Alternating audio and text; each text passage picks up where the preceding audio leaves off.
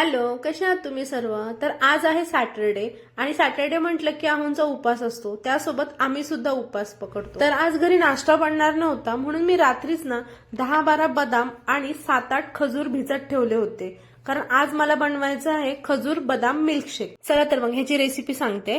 तर मी रात्रभर खजूर आणि बदाम भिजवून घेतले, ते मिक्सरमध्ये घेतलेत, त्याच्यामध्ये साखर घेतले. तुम्ही ह्या ठिकाणी मध किंवा गुळाचा वापर करू शकता. म्हशीचं दूध घेतलंय आणि वरची जी साय असते ती पण घेतली, म्हणजे मस्त घट्टसर आपला मिल्कशेक तयार होईल. विकेंड म्हटलं की ह्या दोघांनाही क्रिकेट खेळायला जायचं असतं. मग सकाळी असं त्यांनी जर का ड्रायफ्रूटचा मिल्कशेक घेतला तर त्यांना क्रिकेट खेळायला एनर्जी येईल. तर बघा, अशा प्रकारे रियांशला हा मिल्कशेक खूपच आवडला. त्यासोबत आम्ही सुद्धा आज नाश्त्यामध्ये मिल्कशेक घेतलाय. रात्री साबुदाणा भिजवायला विसरली. मग उपासाचा फराळ तर करायचंच आहे. मग मी काय केलं, साबुदाणा आणि शेंगदाणे भाजून घेतले, मिक्सरमध्ये ते रव्यासारखे थोडे वाटले. मग त्याच्यामध्ये भगर पण घेतले, एक कच्चा बटाटा किसून घेतलाय, जिरा घेतलाय, मीठ घ्यायचंय चवीप्रमाणे आणि लाल मिरची पावडर घेतले. तुम्ही इथे मिरचीची पेस्ट पण घेऊ शकता, पण माझ्याकडे मिरची नव्हती सो मी इथे लाल तिखट घेतलंय. हे पाणी टाकून मिक्स करून घ्यायचं आणि मस्त तव्यावर हे साबुदाण्याचे धिरडे म्हणू शकता किंवा काही ठिकाणी पराठे बोलतात किंवा साबुदाण्याचे थालीपीठ बोलू शकता. तर अशा प्रकारे आपले साबुदाण्याचा चिला तयार झालेला आहे.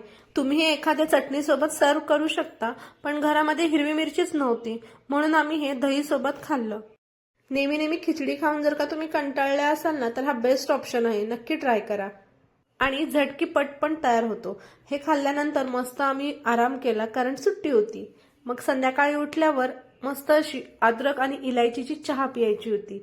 मस्त आम्ही गार्डनमध्ये बसलो होतो, म्हणजे आमची जी काही गॅलरी आहे तिथे, आणि मस्त चहा एन्जॉय केला संध्याकाळचा.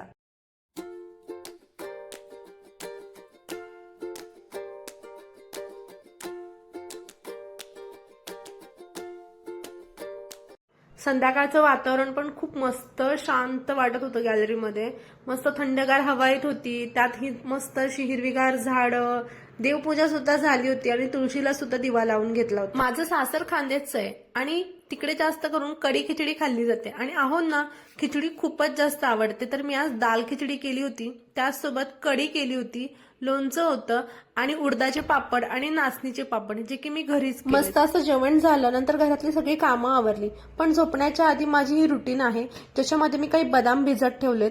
आणि हो, तांब्याची कळशी मी रोज रात्री भरून ठेवते, कारण आम्ही सगळे सकाळी उठल्यावर ह्यातलं पाणी पितो. तर चला, आजचा ब्लॉग आवडला असेल तर नक्की लाईक करा, नवीन असाल तर सबस्क्राईब करा. भेटू पुन्हा अशाच एका ब्लॉगमध्ये. Bye bye.